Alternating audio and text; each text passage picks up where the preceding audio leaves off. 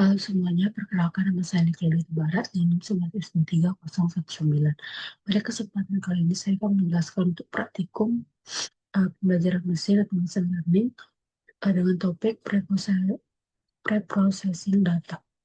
Nah, kita langsung masuk saja untuk latihan yang kedua. Nah, pada latihan yang kedua ini kita melakukan preprocessing data untuk data Titanic yang sudah diberikan di CIS.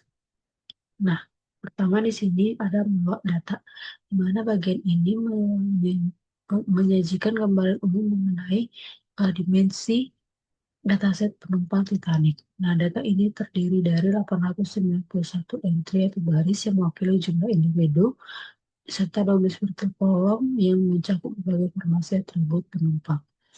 Nah, selanjutnya di sini kita melihat data kosong, di mana bagian ini fokus pada identifikasi nilai yang benar atau missing value-nya dalam dataset. Nah, hasil observasinya ini menunjukkan bahwa adanya ketidaklengkapan pada uh, tiga data variabel utama, di mana yang pertama di sini ada kolom A yang memiliki 177 baris kosong, kolom Cabin memiliki 687 baris kosong, dan kolom M Bucket memiliki 2 baris kosong. Nah, di sini kita bisa melihat nilai, selanjutnya kita bisa melihat nilai Q. Sebelumnya untuk penanganan yang hilangnya atau handling sebelumnya, kita di sini kita memastikan tidak ada kok lubang dalam proses agar kolomar dapat bekerja dengan maksimal. Seperti kolom usia atau X, di sini kita mengisi baris yang kosong dengan nilai median atau nilai tengah. Kemudian kolom pelabuhan atau end market, kita mengisi data kosong dengan modus atau nilai yang paling sering muncul, dan kolom kabin atau kabin, kita menghapus atau mendropnya. Nah, selanjutnya transformasi variabelnya bisa menggunakan metode labeling coding, di mana prosesnya ini mengubah kolom ganda menjadi angka biner. Dengan hasil primal diwakili angka 0 dan bel diwakili angka 1. Selanjutnya filter data hanya numerik saja yang dibawa. Nah, di sini bisa kita lihat bagian ini bertugas untuk memfilter data-data numerik yang ada dan melihat korelasi antar data numerik. Selanjutnya kita masuk ke visualisasinya. Nah, di sini yang pertama itu ada hubungan antar variabel atau korelasinya itu seperti yang pertama tarif tiket versus keselamatan, di mana terdapat korelasi positif yang moderat, artinya semakin tinggi harga tiket yang dibayar, semakin besar pula peluang penumpang tersebut untuk selamat. Nah, logikanya itu di sini penumpang dengan tiket mahal biasanya di kelas utama yang memiliki akses lebih cepat ke sekunci atau naik ke atas. Kemudian, kelas penumpang versus keselamatan. Nah, terdapat korelasi negatif. Di bawah di data ini, angka kelas yang lebih tinggi justru berarti kelas sosial yang lebih rendah. Nah, meskipun semakin besar angka kelasnya, maka semakin turun tingkat keselamatannya. Ini menunjukkan adanya prioritas penyelamatan bagi penumpang kelas atas. Selanjutnya itu misalnya jenis kelamin versus keselamatan. Nah, ini adalah korelasi paling kuat dalam dataset ini, di mana kita melabeli primal sebagai 0 dan bel sebagai 1. Nah, korelasi negatif ini menunjukkan bahwa angka keselamatan yang tinggi sangat berkaitan erat dengan label jenis kelamin rendah. Ada juga usia versus kelas penumpang, di mana angka kelas yang kecil cenderung diisi oleh orang-orang dengan usia yang lebih tua.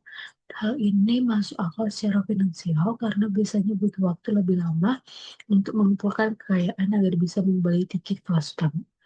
Nah, visualisasi selanjutnya itu ada visualisasi uh, terima. Nah, visualisasi ini digunakan sebagai peta instan untuk memahami komposisi penumpang secara hierarkis. Nah, seperti yang pertama, pemetaan kategorikalnya itu terima menyusun data berdasarkan kelompok besar seperti kelas penumpang, lalu membagi lagi ke subkelompok yang seperti jenis kelamin dan status keselamatan.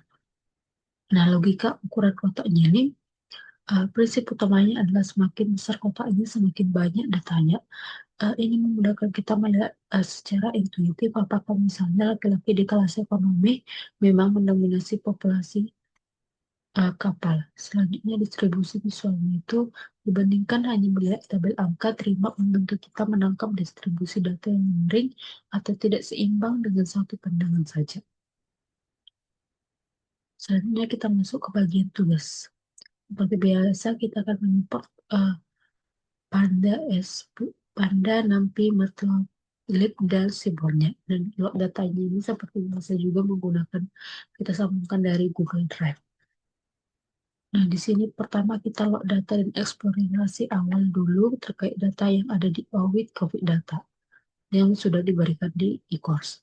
Nah, selanjutnya di sini kita ngecek missing value dari setiap kolom yang ada. Kemudian kita cek squeamish dari missing value dan isi dengan media jika squeamish lebih dari satu. Kemudian eh, kemudian yang pertama itu kita pisahkan kolom dengan missing value lebih dari 50%, kemudian menghapus kolom tersebut. Selanjutnya di sini kita melakukan imputasi pada missing value dengan rentang 10% sampai dengan 50%. Kemudian di sini juga untuk kategori ketiganya itu kita memisahkan kategori kolom yang memiliki missing value kurang dari 10%.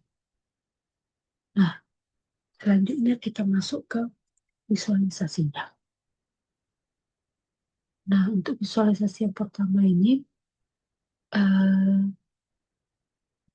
menggunakan grafik garis atau line chart untuk memetakan perjalanan total kasus COVID-19 dari waktu ke waktu. Nah, hasil analisisnya itu yang pertama pertumbuhan akumulatif, di mana grafik menunjukkan tren pendakian yang terus berlanjut karena yang ditampilkan adalah total kasus. Maka garis tidak akan pernah turun, namun kemiringannya menunjukkan seberapa cepat penularan terjadi. Nah, fase awalnya itu Maret sampai Mei 2020, di mana pada periode ini kurva terlihat landai.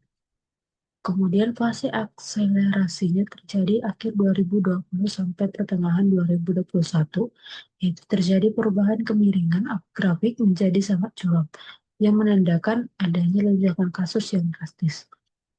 Kemudian faktor pemicu gelombang itu lonjakan tajam tersebut merupakan indikasi adanya gelombang pandemi yang dipicu oleh beberapa variabel seperti interaksi sosial, mutasi virus, dan dinamika kebijakan. Masuk ke visualisasi yang kedua ini. Nah, visualisasi kedua ini menggunakan heatmap korelasi untuk mengukur sejauh mana hubungan timbal balik antar variabel utamanya. Nah, angka yang mendekati 1,0 menunjukkan hubungan positif yang sangat searah, sementara angka mendekati 0 menunjukkan tidak adanya hubungan langsung. Nah, hasilnya itu yang pertama, eatalitas dan akumulasi kasus. Nah, eh, maksudnya itu di sini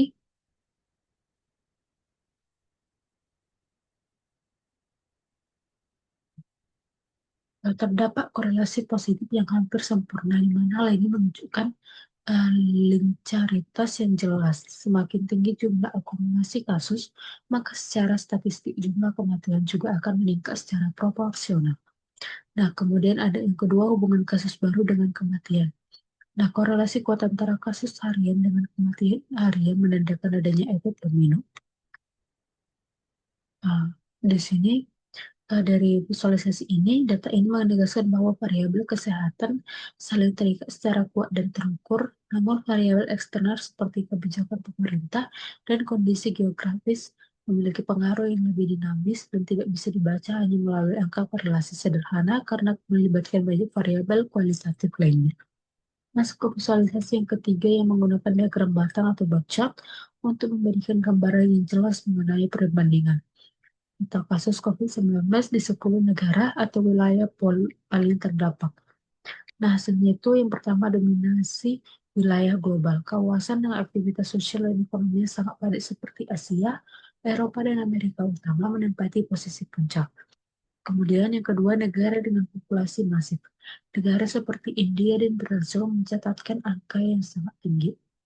Yang ketiga, faktor dibalik perbedaan tinggi Batam, yaitu yang pertama dengan kapasitas testing, kedua standar pelaporan, dan yang ketiga integritas kebijakan. Nah, data ini menegaskan bahwa meskipun COVID-19 adalah krisis kesehatan global, dampak yang dirasakan tidaklah serangan, di mana perbedaan angka yang kontras antar wilayah menunjukkan bahwa penanganan pandemi adalah hasil dari kombinasi kompleks antara kondisi demografis, kesiapan sistem kesehatan, dan ketegasan kebijakan pemerintah setempat. Sekian dari hasil presentasi saya. Jika ada kesalahan kata, saya mohon maaf. Terima kasih.